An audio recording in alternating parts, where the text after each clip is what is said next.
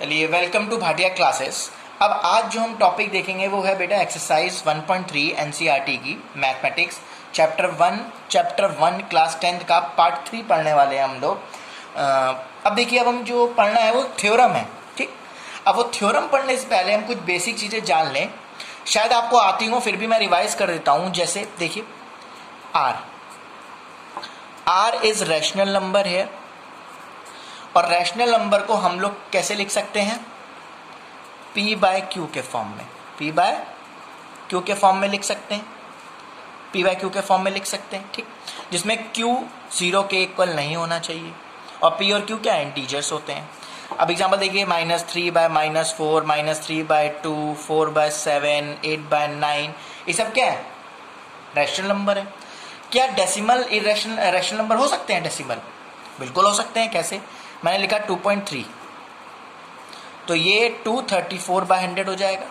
Decimal में वो rational number होते हैं जो डिवाइड करने के बाद डेसिमल के बाद, अगर डेसिमल के बाद जो भी डिजिट्स आती हैं एक टाइम बाद वो रुक जाएं, एक टाइम बाद वो रुक जाएं, स्टॉप हो जाए। जैसे लिखा है 2.34, 34 के बाद ये स्टॉप हो गया, दैट मीन्स इसका रिमाइंडर क्या आ गया? 4 के बाद 4 पे क्या आ गया? 0 आ गया, तो यहाँ स्टॉप हो गया। अगर डेसिमल के बाद जो भी डिजिट लिखी जाएंगी एक लिमिट के बाद अगर वो स्टॉप हो जाए तो वो भी रैशनल नंबर होते हैं। एक और एग्जांपल देख लेते हैं हम लोग, 8.952, तो 8952 अपॉन क्या हो जाएगा? 1000, तो ये भी क्या है? रैशनल नंबर है।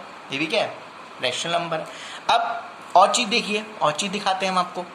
जैसे मैंने लिखा 0.399999 चलता जा रहा है, तो इसको लिख देते हैं 0.39 की पावर 9 पे बार लगा दें, क्योंकि पॉइंट के बाद 39 आ रहा है और 9 कंटिन्यू रिपीट हो रहा है, रिपीट हो तो 9 पे हमने बार लगा दिया, जो नंबर डिजिट रिपीट हो रही है, तो इसको भी रैशनल नंबर बोल सकते हैं, क्योंकि एक पैटर्न आ रहा है। मतलब पॉइंट के बाद नंबर चलता जा रहा है, खत्म नहीं हो रहा, जैसे मैंने बताया खत्म होने पर इसमें एक पैटर्न आ रहा है, तो इसको भी रैशनल नंबर बोल सकते हैं। ठीक है, जैसे हमने ले लिया है, और देख लीजिए 8.9292, ये भी चलता जा रहा है, तो इसको भी हम लोग बोल सकते हैं, लिख सकते हैं 8.92 की पावर बार। तो ये भी एक रैशनल नंबर है, क्योंकि इसमें भी एक पैटर्न बन रहा है, पॉइंट के बाद रिपीट हो रही है, लेकिन एक पैटर्न में रिपीट हो रही है वही चीज़, ये भी रैशनल नंबर हो सकता है। अब इररैशनल नंबर क्या होता है? इररैशनल नंबर का कोई पैटर्न नहीं होता, कोई पैटर्न नहीं होता है। यहाँ एग्जांपल समझाता हूँ मैं। जैसे मैंने लिखा 7.12456823039 चलता जाएगा। देखिए, ना इसमें नंबर कोई रिपीट हो रहा है, ना इसमें कोई नंबर रिपीट हो रहा है, और ना ही कोई पैटर्न बन रहा है, और ना ही नंबर कोई रिपीट हो रहा है। ठीक है ना? तो इन टाइप के नंबर को बोलते हैं हम लोग इररैशनल नंबर। जैसे √2 हो गया आपका, ठीक है ना, √3 हो गया, √4 तो होगा नहीं, √5, √6, √7, √8, √10, √11, √4, वो नंबर जिनका कोई पैटर्न ना हो, कोई लिमिट ना हो और कभी ख़त्म ना हो, है ना, उनको बोलते हैं हम लोग इररैशनल नंबर। क्या बोलते हैं उनको? Irrational number. ये चीज़ मैं आपको रिवाइज कराना चाहता था कि जो आप लोग नेक्स्ट थ्योरम पढ़ने वाले हैं वो थ्योरम इसी से रिलेटेड है थोड़ी, तो आपको ये चीज़ें पता होनी चाहिए। ठीक है ना? अब हम स्टार्ट करने जा रहे हैं अपनी थ्योरम जो हमें पढ़नी है। देखिएगा वो थ्योरम क्या है, सबको दिखाई दे रही थ्योरम? थ्योरम है let P is a prime number. P कोई प्राइम नंबर है, ठीक है। जब P कोई प्राइम नंबर है, दैट मीन्स आगे लिखा है P is a prime number, so P जो होगा वो डिवाइड करेगा किसको? A स्क्वायर को। P डिवाइड किसको करेगा? A स्क्वायर को डिवाइड करेगा, ठीक है। Then P also divide A। अगर हमारा P कोई नंबर है, P कोई प्राइम नंबर है ना, प्राइम फैक्टर है ना, और P डिवाइड कर रहा है A स्क्वायर को, देन P A को भी डिवाइड करेगा। A क्या? पॉजिटिव इंटीजर, तो हमने A को क्या माना? Positive integer. और A को हमें ब्रेक करना है प्राइम फैक्टर्स में, A को हमें ब्रेक करना है प्राइम फैक्टर्स, और P क्या है? उसके प्राइम फैक्टर्स हैं।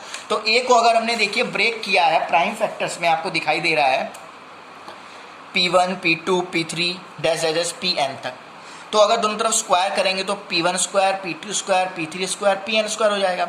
अब बोल रहा है P डिवाइड A स्क्वायर, जो P है वो A स्क्वायर को डिवाइड कर रहा है, तो P is a prime factor of A। अब क्या बोल रहा है, P अगर A स्क्वायर को डिवाइड कर रहा है तो P इसका प्राइम फैक्टर होगा। मान लीजिए मैं कोई एग्जांपल ले रहा हूँ 6, मैं कोई एग्जांपल लिया 6 और मैंने इसको डिवाइड किया 2, तो ये 2 से डिवाइड हो रहा है, ये बोला P divides A square, P divides A square, A square है और ये P है। A स्क्वायर को P अगर डिवाइड कर रहा है तो उसका प्राइम फैक्टर होगा। ऑब्वियस सी बात है, अगर ये नंबर इसको डिवाइड कर रहा है तो इसके प्राइम फैक्टर में आएगा ना, तभी तो डिवाइड कर रहा है। ये इसके फैक्टर्स में आएगा तभी तो ये इसको डिवाइड कर रहा है, वरना डिवाइड क्यों करेगा। तो वही चीज़ मैंने लिखी कि P डिवाइड अगर A स्क्वायर है तो P is a prime factor of A square. अगर ये नंबर इसको डिवाइड कर रहा है, ठीक है ना, अगर ये नंबर इसको डिवाइड कर रहा है तो ये इसका फैक्टर भी होगा, ऑब्वियस सी बात है, उसके अंदर आएगा ये। तो वही चीज इसमें लिखी है, अगर वो उसको डिवाइड कर रहा है तो वो नंबर उसके अंदर भी आएगा, उसके अंदर भी आएगा। तो ये बात आपको ध्यान रखनी है, ठीक। अब हम लोग आगे चलते हैं, आगे क्या बोल रहा है इसमें, लिख लिया सबने, ठीक। अब आगे बोल रहा है अगर P जो है, P किसका, जो P1 P2 P3 है, जो P है हमारा जो फैक्टर है वो इसी के अंदर प्रेजेंट है, ऑब्वियस सी बात है। जो हमारा P है वो P1 P2 P3 में से कोई एक होगा, ऑब्वियस सी बात है, अभी बताया था। तो बोला गया है because A is equal to P1 P2 3, अगर वो जो P है अगर A स्क्वायर को डिवाइड कर रहा है तो ऑब्वियस सी बात है वो A को भी डिवाइड करेगा, क्योंकि ये P किस में है, उन्हीं के फैक्टर में से एक है, उन्हीं के फैक्टर्स में से एक है। ये जो P है उन्हीं के फैक्टर्स में से एक है, तो अगर A स्क्वायर को डिवाइड कर रहा है तो A को भी डिवाइड करेगा। कंफ्यूज मत होइए, परेशान मत होइए, ये थ्योरम थी। अब हम लोग क्वेश्चन पे चलते हैं, ठीक है। क्वेश्चन पे चलते हैं तो देखेंगे, ठीक है, तो आपको समझ में आएगा डिटेल में। चलिए, उससे पहले क्वेश्चन से जाने से पहले हम लोग एक एग्जाम्पल भी देख लेते हैं।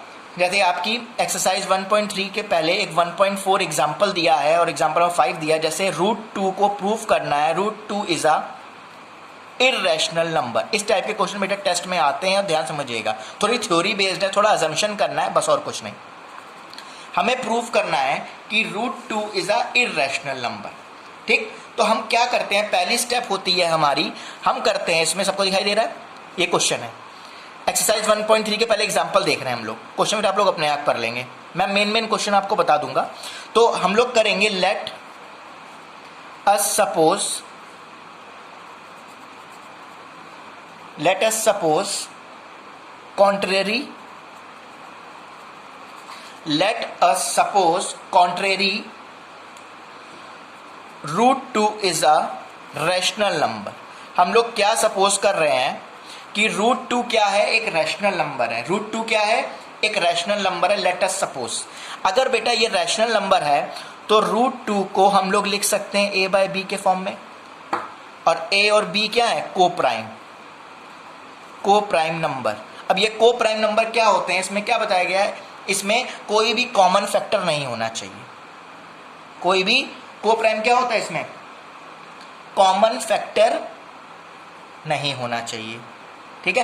को प्राइम मतलब एक दूसरे को ये डिवाइड नहीं करेंगे, एक दूसरे को डिवाइड नहीं करेंगे, एक दूसरे को डिवाइड नहीं करेंगे, इसमें यही बताया गया, ठीक है। एक दूसरे को डिवाइड नहीं करेंगे, ये को प्राइम नंबर मान लिए हमने। अब देखिए हम क्या करेंगे इसमें, क्या हम लोग A इज इक्वल्स टू √2 भी लिख सकते हैं, B को वहां पहुंच दिया, A को यहाँ, इस इक्वेशन को हमने मान लिया 1, क्या मान लिया 1। अब हम क्या करेंगे, दोनों तरफ स्क्वायरिंग करेंगे, क्या करेंगे, स्क्वायरिंग बोथ साइड। तो ये हो जाएगा A स्क्वायर, ये हो जाएगा 2B स्क्वायर, हो जाएगा, देखिए हो जाएगा। ये इक्वेशन 2 मान लीजिए। अब इसमें साफ नजर आ रहा है A स्क्वायर बाय 2 कर दिया B स्क्वायर। अब 2 क्या कर रहा है, A स्क्वायर को डिवाइड कर रहा है। 2 क्या है, A स्क्वायर को डिवाइड कर रहा है। 2 डिवाइड्स A स्क्वायर, तो लिखेंगे 2 डिवाइड्स A स्क्वायर। जैसे थ्योरम पढ़ी थी P डिवाइड्स A स्क्वायर, तो P डिवाइड्स A स्क्वायर वाला वही फंडा आ गया, याद करिए आपका, है ना। अब इसको डिवाइड कर रहा है, यहां तक हमने लिख लिया। अब आगे बढ़ते हैं हम लोग। अब क्या करना है हमें, बोला गया A can be written as, A can be written as. अब A को हम लोग कैसे लिख सकते हैं, सबको दिखाई दे रहा है, A can be written as. अब a को लिख सकते हैं हम लोग a is equal to 2c, 2c मतलब अगर a स्क्वायर वाला फैक्टर है तो a वाला भी होगा नहीं होगा, तो वो कंडीशन फुलफिल कर रहे हैं। और c क्या है, c is any integer, c is any integer. ठीक, अब यहां पर ये a इक्वल टू 2c है। अभी इससे पहले हमने देखा था a इक्वल टू क्या था, √2b। उसकी वैल्यू यहां पर पुटअप कर देंगे, पुटअप कर देंगे तो क्या आ जाएगा, √2b is equal to 2c। यहां स्क्वायरिंग कर देंगे तो ये 2b स्क्वायर हो जाएगा, ये 4c स्क्वायर, 2 से 2 यहां कट हो जाएगा, ये b square by 2c square आ जाएगा, आ जाएगा है ना। अब b स्क्वायर बाय 2 कर देंगे तो c स्क्वायर, हेंस सो 2 डिवाइड्स b स्क्वायर, मतलब 2 जो है वो a स्क्वायर को भी डिवाइड कर रहा है और 2 b स्क्वायर को भी डिवाइड कर रहा है। और स्टार्टिंग में मैंने आपको कहा था कि a और b क्या है, को प्राइम, वो एक दूसरे को डिवाइड नहीं करेंगे, उनके बीच में क्या, कॉमन फैक्टर नहीं आना चाहिए, उनके बीच में कोई भी कॉमन फैक्टर नहीं आना चाहिए। और उनके बीच में कॉमन फैक्टर आ गया 2, 2 is a common factor between A and B. So our contradiction, this contradiction, या ऐसे लिख सकते हैं आप, this contradict that our assumption is wrong। क्या बोल सकते हैं, which contradiction our assumption is, आप बोल सकते हैं this contradict that our assumption is wrong। So √2 is a irrational number। ऐसे करना है ये आपको। फिर से देखिएगा हम लोग क्या करेंगे,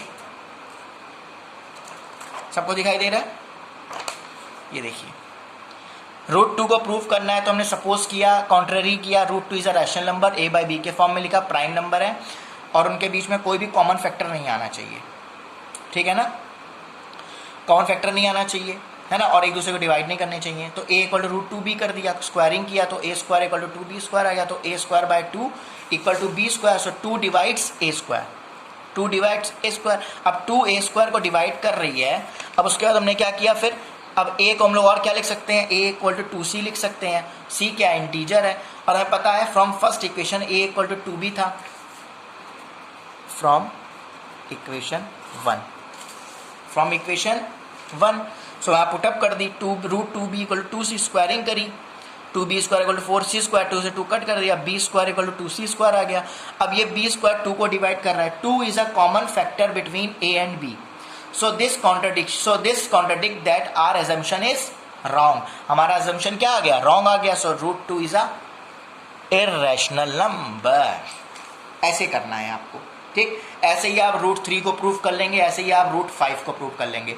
अब मैं आपको होमवर्क दूंगा, √5 को आपको इररेशनल प्रूफ करके दिखाना है। ये आप मुझे कमेंट में करके मुझे फोटो खींच के भेज देंगे, मैं चेक कर लूंगा, ठीक है। अब चेक कर लूंगा तो आपको पता चल जाएगा कैसे, मुझे पता चल जाएगा कैसे किया आपने, देख लीजिए एक बार, ओके। अब एक और क्वेश्चन देखते हैं, एक्सरसाइज अब 1.3 में आते हैं, √5 आपका होमवर्क है। अब एक क्वेश्चन पे आते हैं, नेक्स्ट क्वेश्चन जो है हमारा, देखिएगा एक्सरसाइज 1.3 का पढ़ने जा रहे हैं हम लोग। एक्सरसाइज 1.3 चैप्टर 1 एनसीईआरटी का, ठीक है। अब देखिए हमें क्या प्रूफ करना है। जैसे हम लोग को कोई क्वेश्चन दिया गया, मान लीजिए, उससे पहले मैं एक कॉन्सेप्ट बता दूं आपको कि जैसे इसमें देखिएगा, मैं अलग से बता दे रहा हूं ना पेज, वो फिर से हमें क्वेश्चन सॉल्व करना पड़ेगा। Rational number plus minus multiply और divide irrational number. Rational number और इररेशनल नंबर को हम लोग क्या करेंगे, अगर रैशनल को रैशनल के साथ अगर हम प्लस करते हैं, माइनस करते हैं, मल्टीप्लाई करते हैं, डिवाइड करते हैं, तो हमें सिर्फ रैशनल नंबर मिलता है। ध्यान रखिएगा, रैशनल नंबर को अगर रैशनल नंबर के साथ प्लस करेंगे, माइनस करेंगे, मल्टीप्लाई करेंगे, डिवाइड करेंगे तो हमें रैशनल नंबर ही मिलेगा। ये बात ध्यान रखिएगा, ये कॉन्सेप्ट अभी इसमें काम आएगा। जो एक्सरसाइज 1.3 का हम क्वेश्चन पढ़ने वाले हैं। ठीक, अब जो हम क्वेश्चन देखने वाले हैं वो है, देखिए हमें देखना है, जिसमें दिया है हमें जो क्वेश्चन दिया है वो दिया है 3 + 2√5 is a irrational number. Simple √2, √3, √5, √7 वाला तो आप कर ही लेंगे, बता दिए। अब ये वाला एक बता देता हूं, तो इसमें भी हम लोग क्या करेंगे, लेट करेंगे।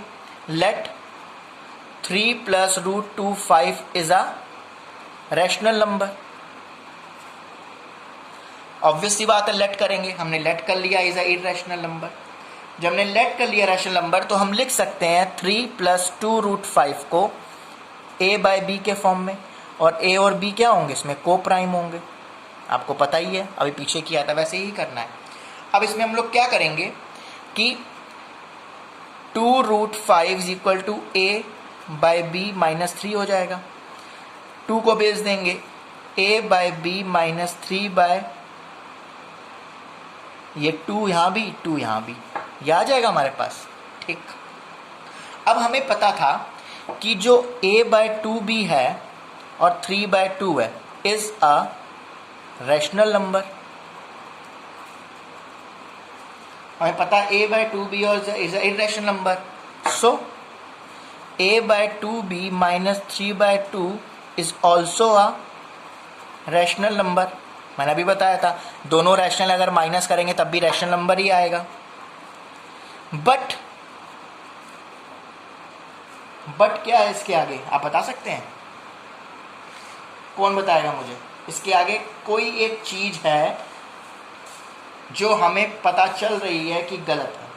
देखिए क्या चीज है, हमें पता है a/2b - 3/2 = √5 है। या तो ये सही है या तो ये गलत है, या तो ये सही है या तो ये गलत है। और हमें पता है कि हम ऑलरेडी जानते हैं कि √5 इज अ इर्रेशनल नंबर, ये इसके इक्वल है। दैट मीन्स, और ये हमें पता है, ये ऑलरेडी, ये तो हमने अज्यूम किया था, और ये हमें पता है कि ऑलरेडी इर्रेशनल नंबर है, ये इसके इक्वल है। तो √5 a/2b - 3/2 दिया है, so equal to √5 and comma लगाएंगे, √5 is a irrational number, so a/2b - 3/2 is √5 is a irrational number. ये है, तो देख लीजिए अगर आपको कोई प्रॉब्लम है तो।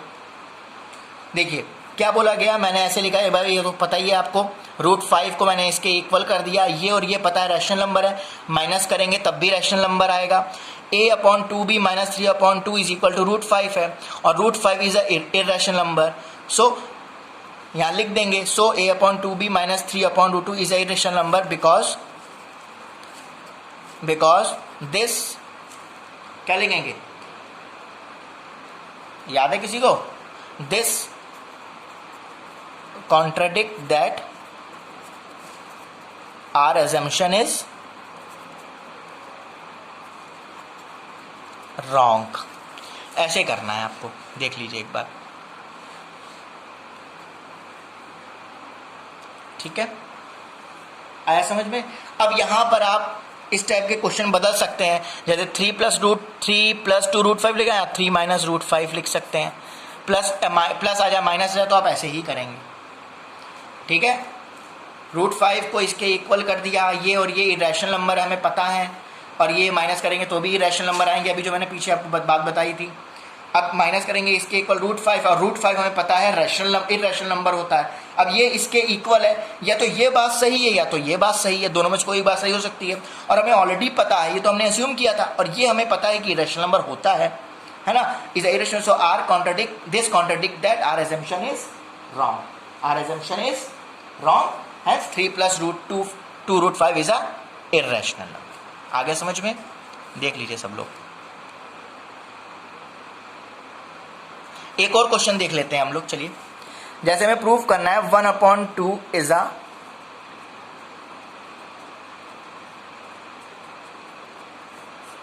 इरेशनल नंबर, तो लेट करेंगे, let 1/√2 is a rational number. Step वही है सब, तो 1/2 is equal to a by b के फॉर्म में लिख सकते हैं। ए और बी क्या है? को प्राइम नंबर। पता ये सबको है ना? कर सकते हैं हम लोग ऐसे। और क्या कर सकते हैं हम लोग? अब देखिए, अब √2 is equal to B by A लिख सकते हैं। इसका रेसिप्रोकल कर दिया, रेसिप्रोकल कर दिया हमने। जब रेसिप्रोकल कर दिया तो √2 equal to B by a आ जाएगा। ठीक, और b by a is a rational number. हमें पता है अगर a by b is rational number, so b by a is also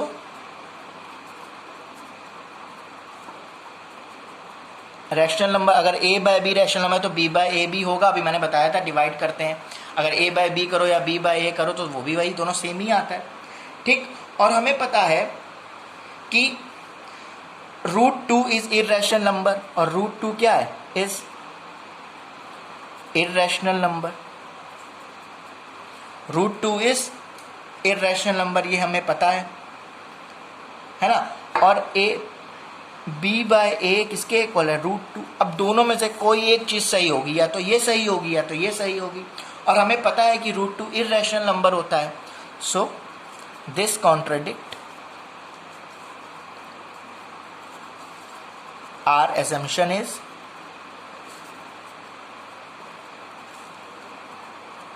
wrong, hence 1/√2 is a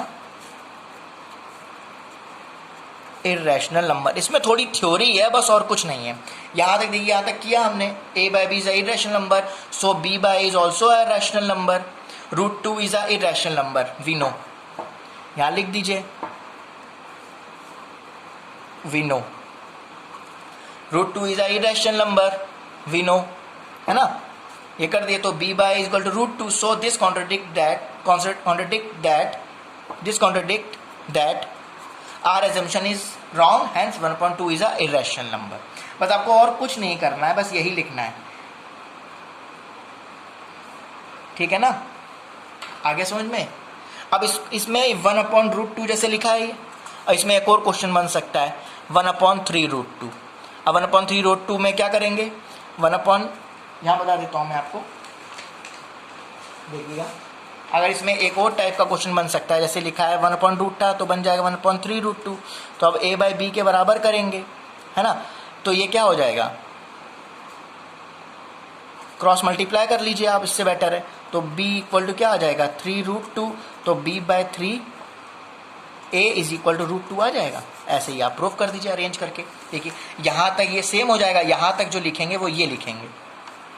उसके बाद आप शो कर दीजिए b by 3a is as a by b is a rational number, so b by 3a is a irrational number. b by 3a, a by b अगर rational number है तो b by 3a is also a rational number.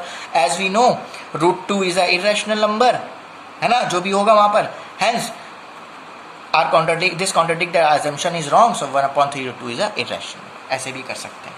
ठीक है, तो ये वाला question 1/3√2 आप मुझे कमेंट में करके दिखाएंगे। ठीक, कमेंट है, आप मुझे करके दिखाएंगे ये चीजें, ये वाला क्वेश्चन। ओके, अब मिलते हैं, हमारा एक और पार्ट है, पार्ट 4 भी आएगा। पार्ट 4 में मिलेंगे, उसमें बस लास्ट टॉपिक है terminating, non recurring rational number के बारे में डिस्कस करेंगे। उसके बाद चैप्टर हमारा ओवर है। मेन एक्सरसाइजेस 1.1 से 1.3 तक है, क्वेश्चन इसी से पूछे जाते हैं। Okay, bye bye, take care, revise करिए। जो डाउट क्लियर ना हुआ हो आप कमेंट में करिए, आपकी प्रॉब्लम सॉल्व होगी। मेनली थ्योरी एक्सरसाइजेज है, बस थोड़ी ध्यान से समझिए और कुछ नहीं बेटा। Okay, thank you.